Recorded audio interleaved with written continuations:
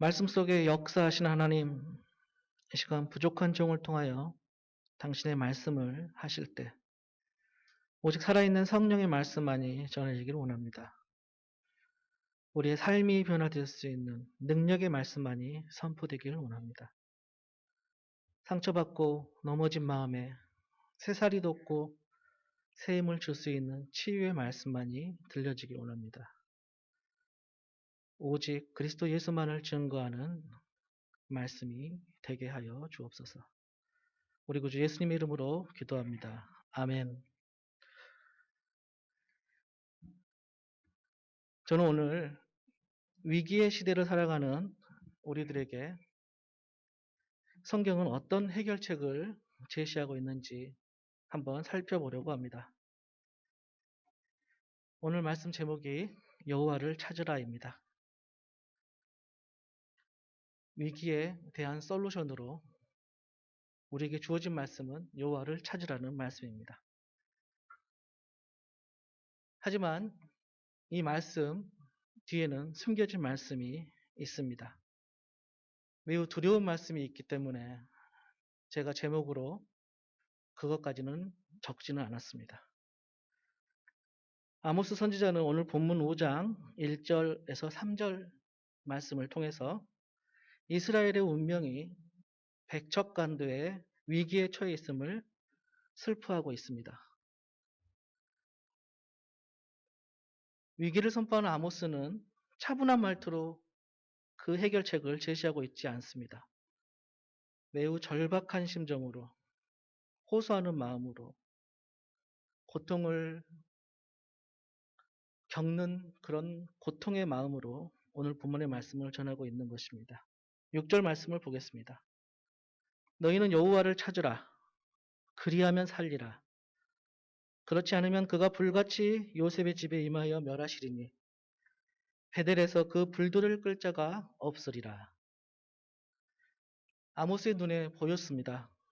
맹렬한 불길이 요셉의 집을 삼키려 하는 것을 보았습니다. 요셉의 집이 위기에 처해 있는 것을 본 것입니다. 그것이 바로 오늘 제목 여호와를 찾으라 뒤에 숨겨진 말씀입니다. 죽지 않으려거든 여호와를 찾으라. 이게 아모스 선지자가 오늘 우리에게 하고 싶은 말입니다. 살고 싶으면 여호와를 찾으라는 말씀입니다. 이렇게 아모스 선지자는 절박합니다. 지금 우리가 이 위기의 상황에서 여호와를 찾지 않으면 우리는 맹렬한 불구덩이 속에서 심판받을 수밖에 없다는 그런 말씀을 하고 있는 것입니다. 사실 아모스가 활동하던 시대는 북왕국 이스라엘의 여로보암 2세 때입니다. 이 북왕국 시대는 세상적으로 볼 때 위기의 시대는 아니었습니다. 솔로몬의 그 영광스러운 그 힘있는 이스라엘의 그 상태와 맞먹을 만큼 번영을 구가하던 시기였습니다. 당시 남유다는 북이스라엘 속국이었습니다. 그리고 북이스라엘의 영토는 북으로는 아람의 르보하맛에 이르고 남으로는 아라바 바다에 이르는 굉장히 큰 땅을 갖고 있던 그런 강성한 상태의 나라였습니다. 이것은 솔로몬 시대 영토를 거의 회복한 수준이었고 오늘날로 따지면은 굉장히 부흥하였던 그런 시기였습니다. 북이스라엘은 베델과 단에 하나님을 섬기기 위한 제단을 새로 쌓았습니다. 그리고 그 제단에서는 하나님께 대한 예배가 매우 활발하게 드려지고 있었습니다. 모든 것이 풍성하였고 또 이스라엘의 힘을 과시할 수 있는 그런 시대였습니다. 그런데 아모스가 볼 때 이 제단들이 여호와를 예배하기 위한 그런 목적만의 제단은 아니었다는 것을 발견하게 됩니다. 명목상은 여호와께 드리는 제사가 행해졌지만 실상은 북이스라엘 왕권을 유지하기 위한 것에 불과하다는 것을 알게 되었습니다. 본문 5장 5절을 보겠습니다. 베델을 찾지 말며 길갈로 들어가지 말며 브엘세바로도 나아가지 말라.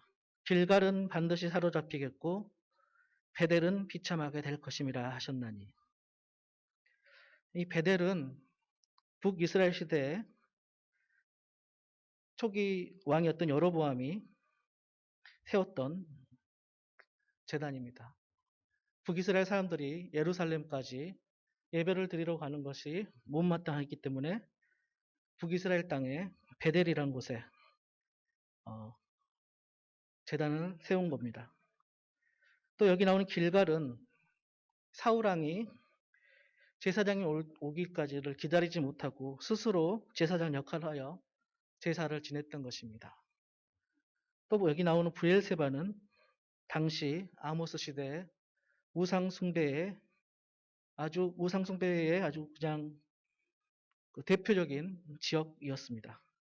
즉 이 세 곳 베델, 길갈, 브엘세바를 이렇게 아모스가 이야기한 것은 이 제단들이 명목상은 하나님을 위한 제단이었지만 실제로는 자기 자신들을 위한 제단들이었다는 것을 말을 하고 있는 것입니다. 즉 우상 숭배의 제단들이었습니다. 아모스는 이 부흥의 시대 가장 힘이 세고 가장 영토가 크고 가장 하나님의 백성이 힘이 셀 때 이 제단들을 보고 위기라고 진단한 것입니다.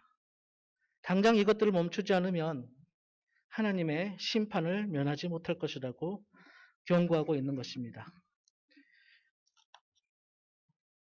여러분 북이스라엘을 세운 여로보암의 이름의 뜻을 아십니까? 우리 한국교회가 가장 좋아하는 이름입니다. 백성을 더하게 하소서. 여로보암이란 뜻이 많은 백성이 더 풍성하게 더해지라는 뜻입니다. 부흥을 말하는 그런 이름입니다. 여로보암의 북이스라엘은 그 이름의 뜻대로 부흥하였습니다. 힘을 획득했습니다. 그리고 예배도 두 군데서 여호와께 드리는 제사를 활발히 진행했습니다. 그러나 그들의 예배는 실제로는 하나님을 위한 것이 아니었고 자기들의 안위와 부요함을 위한 것이었습니다. 이것이 바로 위기의 원인이 됐다고 아모스가 이야기하고 있는 것입니다. 하나님을 위한 예배가 아닌 자기 자신의 유익을 위한 예배는 우리 크리스찬으로들로 하여금 심각한 죄를 짓게 합니다. 우리가 예배를 드림으로 스스로 거룩한 척 하지만은 우리는 자신도 모르게 우리의 삶에서 혐오와 배제와 폭력성을 드러냅니다. 우리 예배가 하나님을 위한 예배가 아니 될 때 이런 현상이 벌어집니다.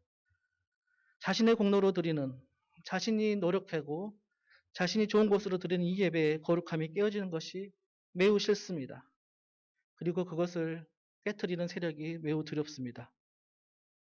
또 저 오염된 세상으로부터 보호되는 이 상태가 뚫릴 것을 염려합니다. 그래서 폭력을 휘두르게 됩니다. 무엇보다도 사랑의 마음을 상실하게 되는 것이 바로 자기 자신을 위한 예배가 초래하는 결과입니다. 우리가 예배를 드리지만 우리는 그 예배 속에 사랑이 사라지는 예배를 드리고 있는 것입니다. 예수님은 호세아를 인용하셨습니다. 마태복음 12장 7절에 이런 말씀을 하셨습니다. 나는 자비를 원하고 제사를 원하지 아니하노라. 하신 뜻을 너희가 알았더라면 무죄한 자를 정죄하지 아니하였으리라. 이 말씀은 예수님의 제자들이 안식일법을 어기고 매우 배가 고파서 밀밭 살길을 걸어갈 때 이삭을 잘라 먹은 사건이 있었고 그것을 본 바리새인들이 예수님께서 어떻게 생각하시냐고 안식일법을 어기는 이 제자들을 가만두시겠냐고 정죄하던 그 상황에서 예수님이 하신 말씀입니다. 그때 예수님께서는 호세아를 이렇게 인용하셨죠. 율법과 제사보다도 나는 자비를 원한다.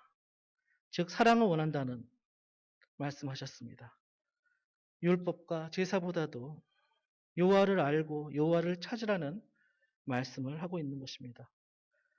아모스는 북이스라엘의 베델에서 사랑 없는 제자들이 행해지고 있음을 보았습니다. 속국인 남유다의 시골 사람들이 겪고 있는 그 고통에 대해서는 전혀 생각하지 않고 행해지고 있는 그들의 제사를 보았습니다. 그리고 그들의 경건한 척하는 모습이 역겨웠습니다.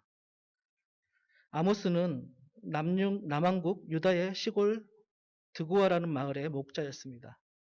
그리고 거기서 뽕나무를 기르는 농부였습니다. 드고아는 예루살렘 남쪽 유다 광야에 위치한 사해를 내려다보고 있는 마을입니다. 성경에 이 가나안 땅은 젖과 꿀이 흐르는 땅이라고 했지만은 사실 그곳은 농사짓기에 그리 좋은 곳은 아니었습니다. 말 그대로 유다 광야입니다. 광야이죠. 비가 오면 어느 정도 농사를 지을 수 있었지만 비가 오지 않으면 아무것도 얻을 수 없는 것이 바로 광야, 바로 유다 광야였습니다. 이들이 농사 지을 때 메뚜기 떼가 들이닥치거나 또한 건조해서 불이라도 나면은 농사 짓는 것이 아무 소용이 없게 됩니다. 먹고 살 게 전혀 없게 됩니다. 그런 와중에 북이스라엘에서는 남유다를 지배했기 때문에 남유다 사람들에게 조공을 요구했습니다. 그 조공의 목적은 바로 여호와께 예배를 드리기 위한 자금을 대기 위해서 조공을 요구하고 있는 것입니다. 동포인 남유다 사람들이 메뚜기와 불 때문에 먹고 살 것이 없음에도 불구하고 북이스라엘은 그것을 전혀 고려하지 않고 생각하지도 않고 오직 조공만을 요구하고 있는 그런 모습을 보고 그들은 부흥하였다고 강성하였다고 여호와께 제사를 드린다고 경건하다고 이렇게 하고 있는 그런 모습을 보면서 아모스는 위기를 발견하게 된 것입니다. 이런 사랑 없는 제사, 이런 자비 없는 제사가 계속된다면 반드시 심판이 임하게 될 것이다. 북이스라엘이 이런 사랑 없는 제사를 드리게 된 것은 그들의 제사가 변형되었기 때문입니다. 앞에서도 말씀드렸지만 가나안 땅은 인간의 노력만으로는 먹고 살 수 있는 그런 땅이 아니었습니다. 하나님의 돌보심과 하나님이 시시때때 내리는 비가 없으면 인간이 살아갈 수 없는 그런 땅이었습니다. 하나님과 좋은 관계를 맺지 않으면 살 수 없는 그런 땅이 바로 가나안 땅입니다. 그런데 이 북이스라엘 사람들은 이런 하나님과의 관계 개선을 목적으로 삼지 않고 척박하고 힘들기에 더 우상들에 기대기 시작합니다. 풍요를 가져다 준다는 그런 바알과 아세라를 섬기기 시작합니다. 여호와의 이름으로 드리는 제사이지만 바알과 아세라를 섬기는 그런 모습들이 혼합된 그런 제사가 생겨나기 시작합니다. 전적으로 여호와만 바라는 그런 신앙이 되어야 하는데 그곳에서 자꾸 풍요를 바라고 복을 비는 마음들이 함께 했습니다. 여로보암의 베델의 모습을 성경은 이렇게 보여주고 있습니다. 금송아지가 그 예배 장소에 있었다고 말을 하고 있습니다. 여로보암 왕은 베델과 단에 금송아지를 두고 이 신이 너희들을 애굽 땅에서 이끌어내신 여호와 신이라 라고 가르쳤다고 합니다. 깊게 생각해 보아야 합니다. 오늘 우리 한국교회도 이런 금송아지가 우리 재단에 있지 않은지 생각해 보아야 합니다. 그 이유는 우리의 예배가 사랑이 없는 예배이기 때문입니다. 하나님의 자비가 없는 예배를 우리가 드리고 있기 때문입니다. 우리의 예배가 심각하게 변형되어 있기 때문입니다. 풍요와 축복을 남발하는 그런 예배를 우리가 계속해서 드렸지 않는가 생각해 보아야 합니다. 하늘의 복을 우리 교회만, 우리 교단만 독점하려고 하는 그런 욕심, 그런 이기심 우리가 보였지 않나 살펴보아야 합니다. 하나님이 우리만 생각한다는 그런 폭력적인 선민의식을 우리가 갖고 있지 않나 생각해 보아야 합니다. 그리고 맹목적 신앙에 매몰되어서 우리 교회를 다니는 사람들의 삶의 모습이 세상 사람들이 볼 때 사랑 없고 때로는 폭력적인 모습을 우리가 보여주고 있지 않는지 살펴봐야 합니다. 지난 한 주간 가장 큰 이슈는 아무래도 미국 대선이었을 것입니다. 그 중에서도 트럼프를 지지하고 있는 미국의 백인 보수 기독교인들 모습을 우리가 TV를 통해서 이번 주에 많이 보게 되었습니다.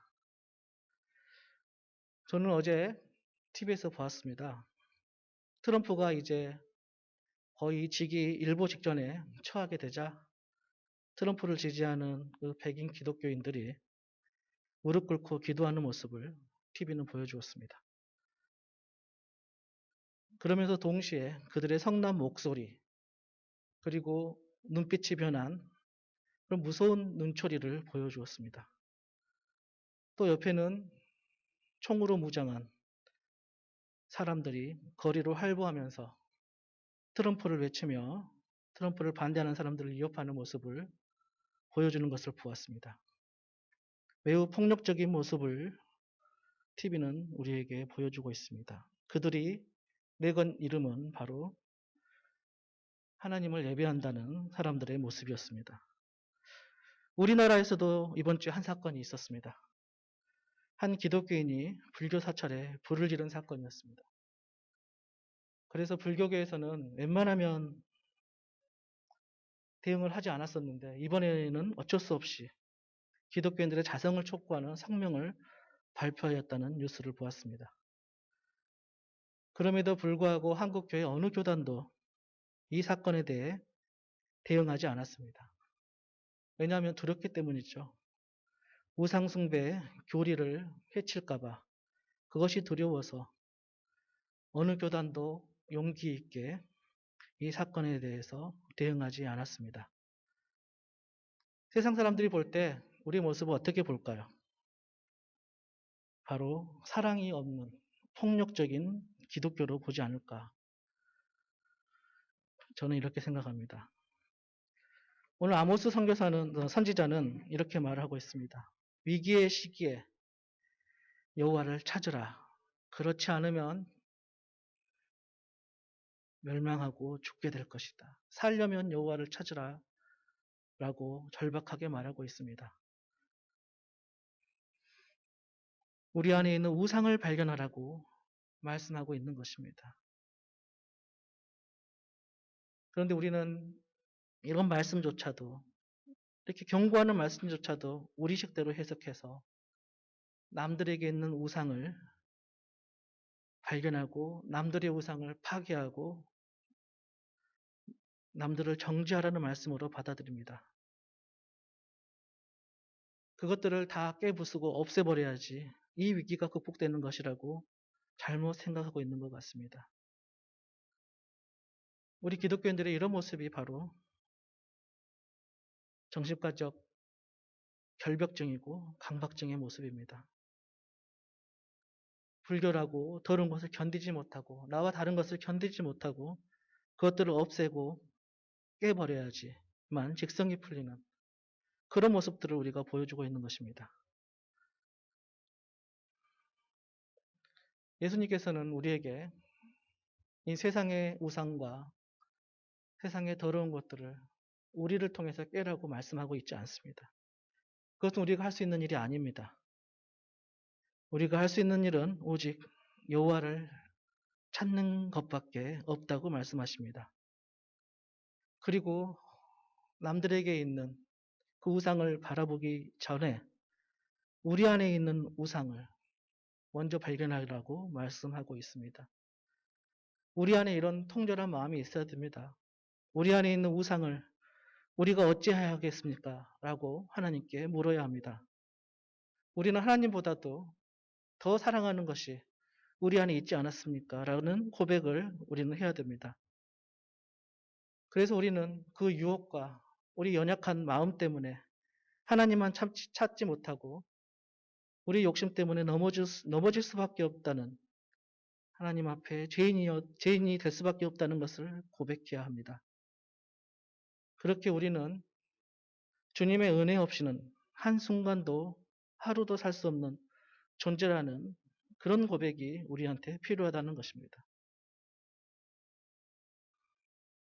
그리고 할 수만 있다면 우리 안에 미움과 혐오와 폭력보다는 주님의 사랑이 자라나게 하옵소서라는 기도를 해야 하겠습니다. 혐오나 두려움으로 인한 폭력이 아니라 오직 그리스도의 사랑으로만 살아갈 수 있는 그런 그리스도인이 되게 해달라고 기도해야 됩니다. 바로 이것이 그리스도의 복음 전파이고 하나님 나라의 확장을 위한 일이 아닐까 생각합니다. 이런 일에 우리가 사용되게 하옵소서라는 그런 기도를 우리가 해야 하겠습니다. 유대인들은 바벨론 유수기를 지나 제2성전 시대를 만들기 위해 성전 중심의 정결법을 확립해 나갔습니다. 즉 그들은 스스로 진단했습니다. 우리가 하나님의 백성임에도 왜 바벨론에게 멸망하고 포로로 가게 되었는가? 그것은 우리가 하나님 앞에 순수하지 못하고 오염되었기 때문이다. 그래서 이제라도 새로운 성전을 짓는 이 새 시대에는 율법을 강화하고 하나님 앞에 순수하고 정결한 그런 백성으로 거듭나야 되겠다라는 정책을 펴갔습니다. 그래서 순수하고 깨끗한 정결법을 굉장히 강조하게 되었습니다. 그러다 보니 예수님 시대의 이스라엘의 모습은 하나님 보시기에 좋은 모습이 아니었습니다. 예수님이 오셔서 보셨을 때 그 정결법을 준수하는 이 이스라엘의 모습이 수많은 버려진 자들을 양산하는 그런 나라가 되었습니다. 그리고 오염되었고 죄악이 죄된 모습이었다고 판단된 수많은 소외된 여성들, 아이들이 양산되게 되었습니다. 예수님이 태어난 것을 우리가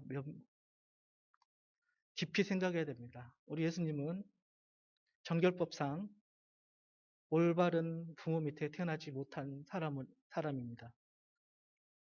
아버지 없는 처녀에게서 나오는 유대교 법에서 볼 때는 굉장히 불결한 그런 조건의 아이로 태어난 것입니다. 예수님 시대에 이런 아이들이 예수님 한 명뿐만이 아니었습니다. 수많은 아이들이 이 법 때문에 버려진 자녀들이 되었던 것입니다. 예수님은 그런 시대에 오셨습니다. 우리가 정결하고 깨끗하고 순수하다고 생각할 때 우리의 모습은 폭력적이게 되고 배제하고 혐오하게 되었던 것입니다. 예수님은 그런 시대에 오셔서 그 정결의 언약보다는 그리스도의 사랑의 언약을 새로 세워주셨습니다. 그리고 십자가의 구원을 유대인들 뿐만 아니라 온 인류에게, 온 이방인들에게도 선물하여 주셨던 것입니다. 그리고 하나님 앞에 나가는 단 하나의 조건만을 우리에게 말씀해 주셨습니다. 오직 그리스도 예수만 바라보면 구원받는다는 것입니다. 그리스도 예수만 바라보고 예수만 믿어라는 이 보편적이고 아주 넓은 구원의 방식조차도 오늘 우리 기독교는 또 왜곡하였습니다. 예수만을 믿으라는 이 말씀을 배타적인 신앙으로 우리는 또 만들고 있는 것입니다. 예수님께서는 아무 조건 없이 하나님께 다가오라고 이렇게 가르쳐 주셨는데 우리는 그새 또 조건을 만들어 예수 이름이 아닌 것은 다 파기하고 깨부수라고 또 가르치고 있는 것입니다. 우리 그리스도인들의 삶의 조건은 오직 하나님의 사랑과 그리스도의 구원과 성령님의 인도하심 이것뿐입니다. 그 외에 다른 어떤 조건도 우리에게 필요하지 않습니다. 그리고 예수님은 이 신앙의 조건을 결코 폭력적이거나 배타적으로 가져라고 말씀하고 있지 않습니다.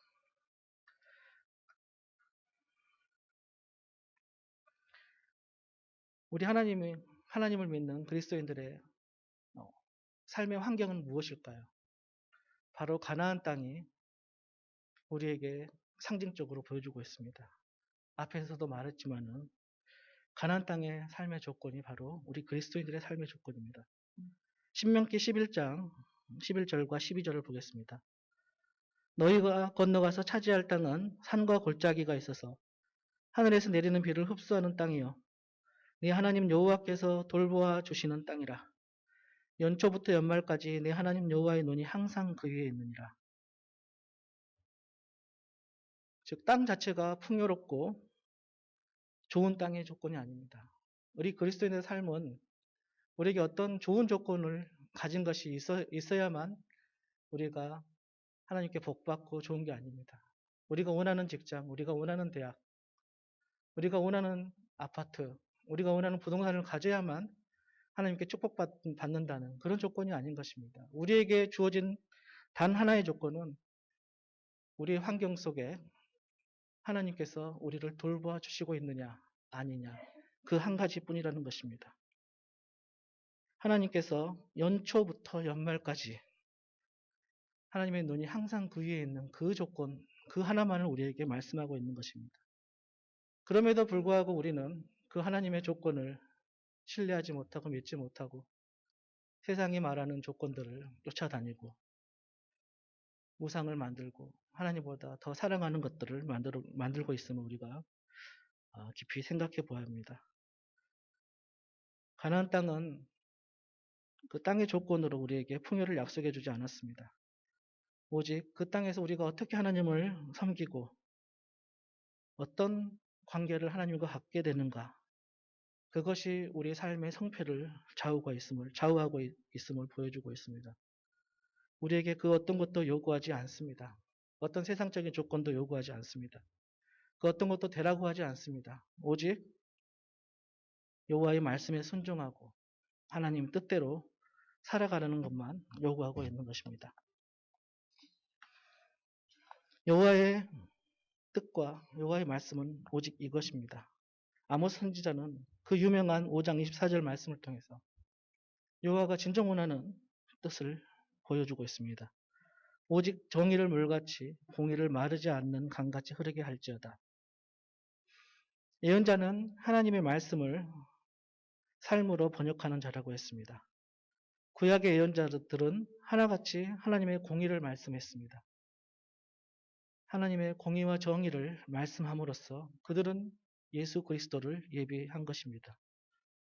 그리고 예수 그리스도는 이런 하나님의 뜻을 이 땅에 오셔서 자신의 삶으로 번역하였고 십자가 고난을 통해서 부활로서 이루어내신 것입니다. 누가복음의 부자와 나사로 이야기를 저는 오늘 주일학교 학생들에게 들려주었습니다. 누가복음은 제가 지난 설교에도 말씀했지만은 실천에 대한 이야기들을 굉장히 많이 하고 있다는 말씀을 드렸습니다. 그런데 이 실천은 여호와께서 원하시는 일을 하기 위한 실천입니다. 바로 오늘 아모스 선지자가 말한 그 공의와 정의를 이루는 그 실천을 말하고 있는 것입니다. 부자와 나사로 이야기를 한번 보겠습니다. 예수님은 이 이야기를 통해 하나님의 정의에 대해서 말씀해 주고 있는 것입니다. 이 부자는 이름조차도 예수님은 언급하지도 않습니다. 그냥 부자라고 말하고 있습니다. 이 부자는 이웃의 고통에 대해 전혀 생각하지도 않았습니다. 오직 혼자서 잘 먹고 잘 살고 있었습니다. 바로 그 집 대문 앞에 나사로라는 거지가 죽어가고 있는데 병들어 죽어가고 있고 배고파 죽어가고 있는데 거기에 대해 관심도 갖지 않고 오직 혼자서 잘 먹고 잘 산 그 부자가 바로 죽어서 지옥에 갔다고 말씀하고 있습니다. 그 반면에 나사로는 아무것도 할 수 없었습니다. 그의 상황에서 그가 할 수 있는 건 아무것도 없었죠. 사람들로부터 버려지고 먹을 것이 없어 굶주렸고 병이 들어서 움직일 수조차 없는 개들이 와서 핥고 가는 그런 처지에 있었던 나사로는 흔히 말하는 자신의 입으로 예수 그리스도를 믿을 수 있는 고백할 수 있는 그런 것조차 할 수 없는 그런 버려진 자였습니다. 하지만 예수님께서는 말씀하셨습니다. 이 나사로가 죽어서 하늘나라에 가게 되었다고 말씀했습니다. 오늘 우리의 교리로는 설명할 수 없습니다. 나사로가 예수를 믿었는지 아닌지 모르지만 하나님은 그를 불쌍히 여기시고 하늘나라에 들어가게 하셨다는 말씀을 예수께서 하시고 있는 것입니다. 물론 저는 오늘 주일학교 학생들에게는 신앙이 어리기 때문에 나사로는 예수를 잘 믿어서 천국에 갔고 부자는 예수를 잘 믿지 못해서 지옥에 갔다고 이렇게 설교했습니다.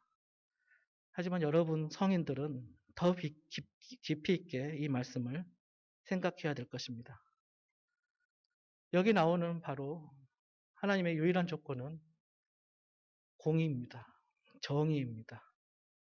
하나님의 정의와 공의를 실천하는 사람은 구원을 받지만 그렇지 않고 자기 혼자 살아가고 자기 배만 불린 이 부자와 같은 사람은 하나님의 심판을 받는다는 것을 예수님께서는 말씀하고 있는 것입니다. 위기 시대의 유일한 솔루션으로 제시한 아모스의 여호와를 찾으라는 말씀은 오늘 우리 시대 그리스도인들이 어떤 삶을 살아야 되는지 말해주고 있는 것 같습니다. 혹시 우리 교회가, 우리 한국교회가 우리 문 앞에 있는 그 불의를 보고 또 눈 감고 고통받는 이들이 있는데도 눈 감고 있지는 않았는지, 그리고 교회 건물의 화려함과 교회의 힘과 부유함만을 쫓고 있지는 않았는지 생각해 보아야 될 것입니다. 아모스는 그런 무늬만 있는 경건을 혐오했고 미워했습니다. 그리고 하나님의 공의와 정의를 저 도도한 강물처럼 흐르게 하여라고 말씀하고 있는 것입니다. 코로나19는 오늘 우리 교회가 나아가야 할 길이 바로 이 하나님의 정의와 공의의 길임을 분명히 가르치고 있습니다. 오늘 우리 시대 위기에 처한 우리의 모습 속에서 다른 것도 아닌 우리가 살려면 이제는 여호와를 찾아야 되겠습니다. 우리가 죽지 않으려면 여호와를 찾고 여호와께서 원하시는 하나님의 정의와 공의를 찾는 우리 모두가 되기를 바랍니다. 기도하시겠습니다. 오직 정의를 물같이 공의를 마르지 않는 강같이 흐르게 할지어다 라는 아모스 선지자의 말씀이 오늘 우리 마음속 깊이 찌르고 있습니다. 코로나19 시대를 맞이해서 우리가 우리를 돌아보게 하시고 우리가 그동안 우리의 욕심과 우리의 풍성함과 우리의 힘과 우리의 부유함만을 추구하고 살지는 않았는지 돌아보게 하시고 이제라도 우리 곁에 있는 이웃들, 특히 버려진 이들, 고난받는 이들, 정의와 공의에서 그것을 받지 못해서 소외되어 있는 이들이 있지를 않는지 우리가 살펴보게 하시고 그들을 잘 돌보는 사회가 하나님 앞에 좋은 사회임을 하나님의 나라임을 우리가 깨닫게 하게 하옵소서. 그리고 우리 교회가 살 길은 반드시 그 일을 우리가 힘써 해야 되는 것임 우리가 깨닫게 하여 주옵소서. 그 일을 위해서 우리를 사용하여 주옵소서. 예수님의 이름으로 기도합니다. 아멘.